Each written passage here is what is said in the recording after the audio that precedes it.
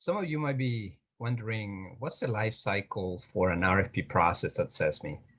And I'd like to take a couple of minutes today to kind of give you an idea of what we do at CESMII in terms of managing the entire request for proposal life cycle and why we're doing it. And basically, if you start with the concept that there are so many issues in the industry and so many problems that we haven't been able to solve in many years. And for whatever reason, it could be funding, it could be resources, it could be the technology, it could be something that we needed that is not available at this time. So at CESMII, our RFP process is geared to solve those specific problems that haven't been addressed in the past or haven't been successfully, addressed, and we haven't had an opportunity to solve that problem and impact technology and impact the process itself, or even the production at the different facilities and industries. So at CESMII, we have the RFP process, which starts with obviously the release of the RFP. Once we identify the areas of interest where we have the most impact in the industry as a whole.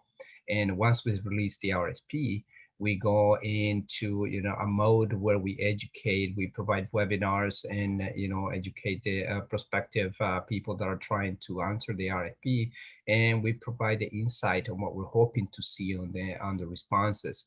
So we go through that period, and then once the proposals are submitted to us, we go through an evaluation, and we use external evaluators, we use internal evaluators, we have our criteria, and we have all the different things that we check to make sure that the projects that we select will bring the best value to the entire industry and that every one of our members could benefit from it.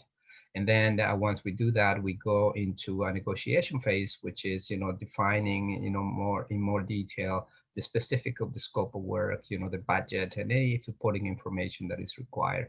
We worked closely with the Department of Energy to make sure that the projects that we're selecting are addressing not only our technical roadmap, but also anything else that the DOE might see as a target for us in terms of the overall objectives and the mission of the Institute. Once those projects are selected, we prepare with the lead organizations, we prepare the documents that are necessary for the contractual phase.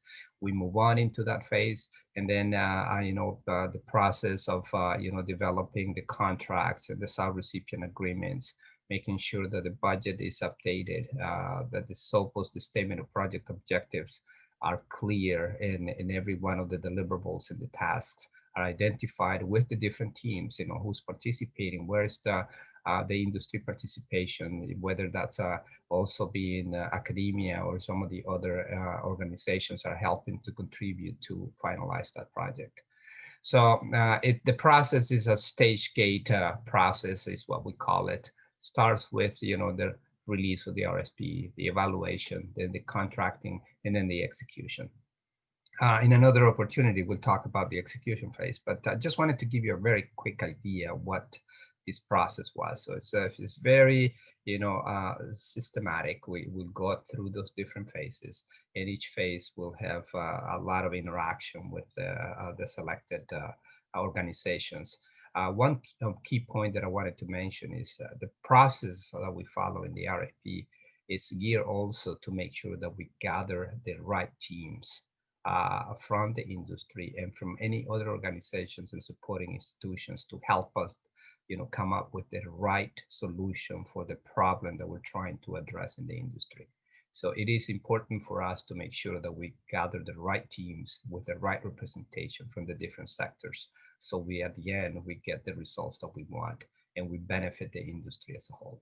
And obviously those solutions are not specific to one industry, but also, they have to cross the industries, and that's what we're looking for.